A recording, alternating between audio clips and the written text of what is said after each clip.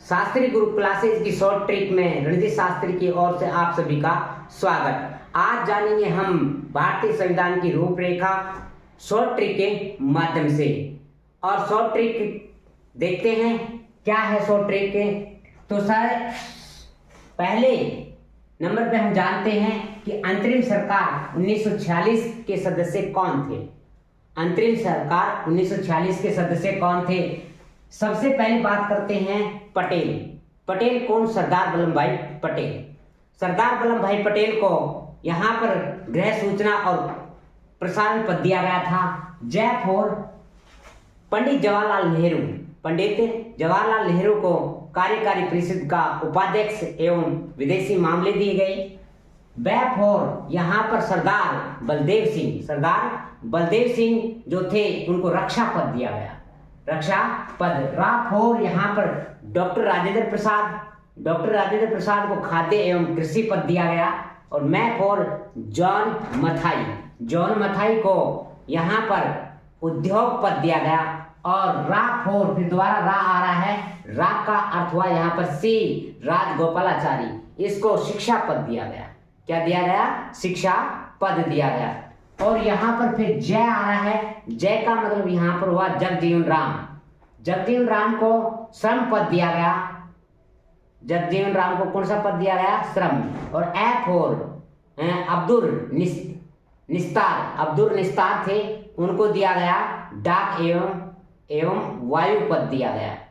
और आप और यहाँ पर आसफ अली को रेलवे एवं परिवहन पद दिया गया। और गै का अर्थ हुआ यहाँ पर गजनफर अली को स्वास्थ्य पद दिया गया। इस तरीके से अंतरिम सरकार 1946 के सदस्य। यहाँ पर सवाल ये ऐसे पूछता है 1946 की अंतरिम सरकार जो बनी थी उनका सदस्य निम्न में से कौन नहीं है और कौन है। अब जानते हैं भारतीय संविधान में राजस्थान से कौन कौन से सदस्यों ने भाग लिया, उसके बारे में जान लेते हैं। अब राजस्थान सरकार में भाग लेने वाले यहाँ पर सबसे पहले हम बात करते हैं जय का अर्थ हुआ जसवंत सिंह बीकानेर का था। जसवंत सिंह कहाँ का था? जसवंत सिंह बीकानेर का। बैफोर बलवंत राय मेहता। मैफोर मेवाड़ का था। बलवंत राय मेहता कहाँ का था? मेवाड़ का था। और भारतीय संविधान पर सर्वप्रथम हस्ताक्षर करने वाले व्यक्ति भी कौन थे? बलवंत राय मेहता ही थे। अब यहाँ पर ही का मतलब हुआ हीरालाल शास्त्री, जो जयपुर से बिलोंग करते हैं, हीरालाल शास्त्री। रा का अर्थ हुआ यहाँ पर राज बहादुर कहां से थे? भरतपुर से थे। राज बहादुर जी कहां से थे? भरतपुर से थे। और मां का मतलब हुआ माणिक्यलाल। कौन है? माणिक्यलाल वर्मा मेवाड़ के थे। मैफोर माणिक्यलाल मेवाड़ के थे। टी फोर कृष्णाचारी जयपुर से बिलोंग करते हैं। गो का अर्थ हुआ गोकुल लाल असावा कहाँ के थे? सापरा के रहने वाले थे। देयरफॉर यहाँ पर बात करें दलेर सिंह कोटा के थे। दलेर सिंह कहाँ के थे? कोटा के थे। और फिर आता है गोदय फिर रा आ गया। रामचंद्र उपाध्याय अलवर के थे। रामचंद्र उपाध्याय कहाँ के थे? अलवर के। बी का अर्थ हुआ यहाँ पर मुकुट बिहारी अजमेर मेरवाड़ा के रहने वाले थे। और यहाँ पर सै का अर्थ हुआ सरदार सिंह जो खेतड़ी के थे। और जय का अर्थ हुआ जयनारायण व्यास जोधपुर के रहने वाले थे। यहाँ पर बात करें कि टी कृष्णाचारी जो थे जयपुर से ने राजस्थान की देशी रियासतों का प्रतिनिधित्व किया था। किसने किया था? टी कृष्णाचारी ने जो राजस्थान की देशी रियासतें थी उनका प्रतिनिधित्व किसने किया? टी कृष्णाचारी जयपुर से। और एकमात्र मुकुट बिहारी थे जो निर्वाचित सदस्य थे। जो एकमात्र मुकुट बिहारी क्या थे?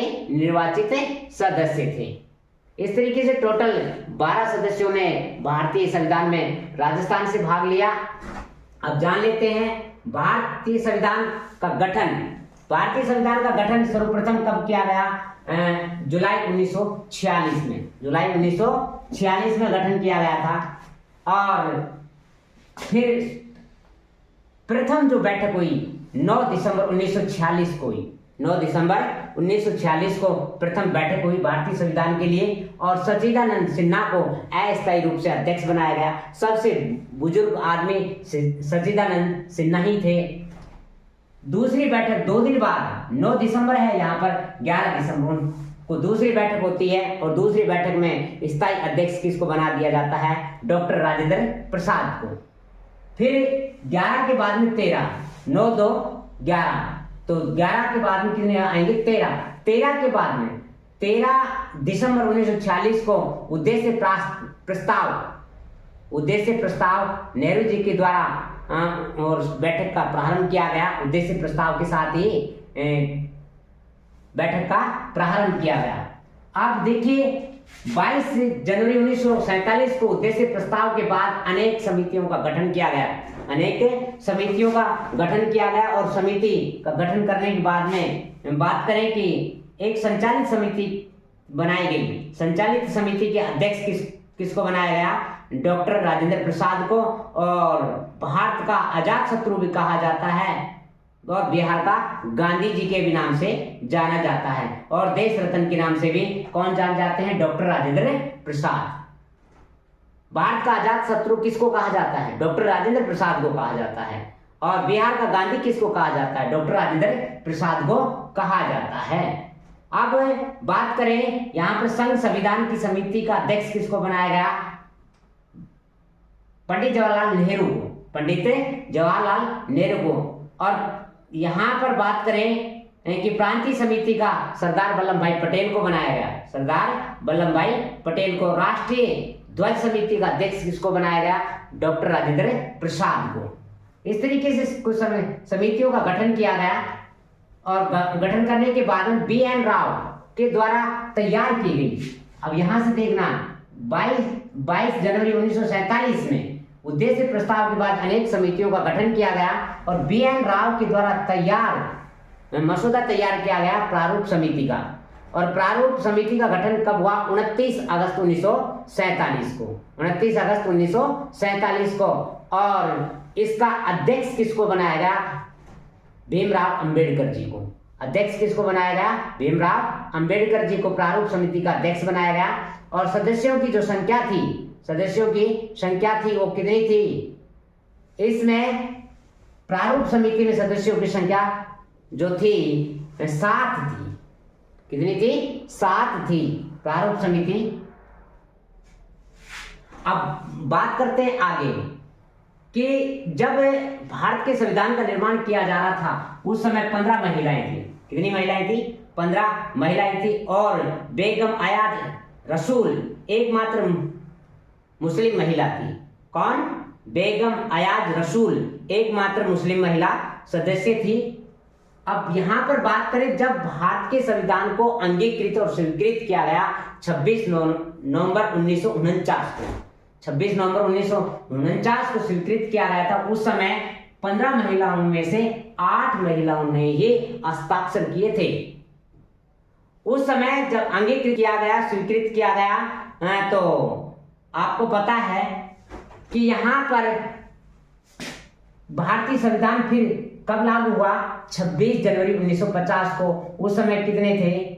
22 भाग थे और 395 अनुच्छेद थे। 395 अनुच्छेद थे और 8 अनुसूचियां थी। 8 अनुसूचियां थी। अब संशोधित की बात करें तो 470 अनुच्छेद हो चुके हैं संशोधित सहित। और अनुसूची की बात करें तो टोटल 12 अनुसूचियां हैं। आपको पता है कि भारतीय संविधान दिवस प्रथम बार कब मनाया गया? 26 नवंबर 2015 से। 26 नवंबर 2015 से मनाया गया। और भारतीय संविधान जब 26 जनवरी 1950 को लागू किया गया उसमें से 284 लोगों ने हस्ताक्षर किए थे और 15 लोग अनुपस्थित रहे। टोटल कितने सदस्य थे? 299 सदस्य थे। भारतीय संविधान को 3 बार पढ़ा गया। कितनी बार पढ़ा गया? 3 बार पढ़ा गया। पहली बार जो पढ़ा गया था 4 नवंबर 1948 को पढ़ा गया पहली बार। और उसको पढ़ने वाले प्रथम वक्ता के रूप में जान जाते हैं डॉक्टर राधाकृष्णन सर्वपल्ली। दूसरी बार कब पढ़ा गया? 15 नवंबर 1948 को पढ़ा गया। फिर 14 नवंबर 1949 को इसे 3 बार भारतीय संविधान का वाचन किया गया। भारतीय संविधान को बनने में 2 वर्ष 11 महीने 18 दिन लगे और 114 दिन तक बहस हुई इस संविधान के ऊपर। और कहते हैं कि जब अंतिम जो बैठक हुई, अंतिम बैठक कब हुई थी भारतीय संविधान की? 24 जनवरी 1950 को हुई थी। अंतिम बैठक भारतीय संविधान की कब हुई? 24 जनवरी 1950 को हुई। और डॉक्टर राजेंद्र प्रसाद को भारत देश का राष्ट्रपति, प्रथम राष्ट्रपति बना दिया गया। और 24 जनवरी 1950 को राष्ट्रीय गीत और राष्ट्रीय गान को मान्यता प्राप्त हो गई। राष्ट्रीय गीत और राष्ट्रीय गान को मान्यता कब दी गई? 24 जनवरी 1950 को। अब बात करें कि प्रस्तावना उद्देशिका के बारे में एन.के. पालकीवाल क्या कहते हैं। प्रस्तावना और उद्देशिका जो उसके बारे में एन.के. पालकीवाल क्या कहते हैं? इनको परिचय पत्र कहा है। क्या कहा है? परिचय पत्र के रूप में कहा है। और के.एम. मुंशी ने प्रस्तावना को क्या कहा है? जन्म कुंडली कहा है। और उद्देश्य जो प्रस्तावना है, ये उद्देशिका है, उसको संविधान यानी प्रस्तावना क्या है? कुंजी का है। संविधान की कुंजी कहा है। प्रस्तावना की जो भाषा है ऑस्ट्रेलिया से ली गई थी। प्रस्तावना की भाषा कहां से ली गई थी? ऑस्ट्रेलिया से ली गई थी। और ऑस्ट्रेलिया से ले जाने के बाद में अब बात करते हैं प्रस्तावना में कौन कौन से शब्द है। प्रस्तावना में कौन कौन से शब्द है? हंस लो ना, हंस लो ना, ये क्रम भी पूछ लेता है, बहुत बार क्रम पूछा है। और आपको ध्यान रखना है कि भाई क्रम क्या है। हंस है फॉर हम भारत के लोग। हम पहला नंबर पे लिखा हुआ है हम भारत के लोग। ये माहेश्वरी सूत्रों की तरह से है, इनको आगे पीछे नहीं कर सकते। सर्वप्रथम में जो लिखा हुआ है हम भारत के लोग। अब स का अर्थ हुआ संपूर्ण प्रभुत्व, संपूर्ण प्रभुत्व।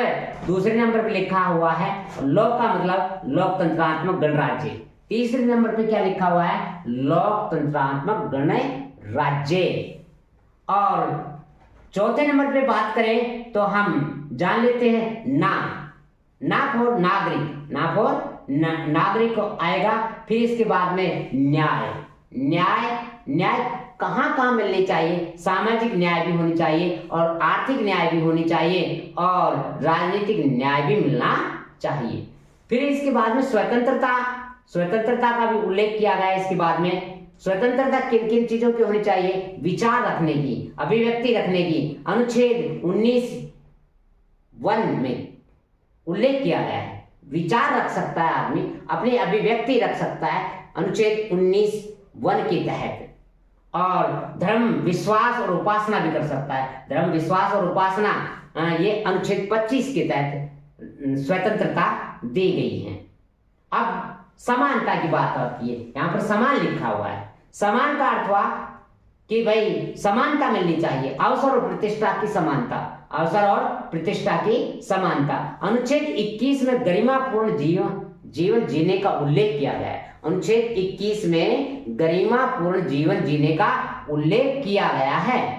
अब एक का मतलब है एकता व अखंडता। एकता व अखंडता, बंधुत्व, अंगीकृत या अधिनियमित, आत्म अर्पित सबसे लास्ट में जोड़ा गया। आत्म अर्पित सबसे अंतिम शब्द है प्रस्तावना का।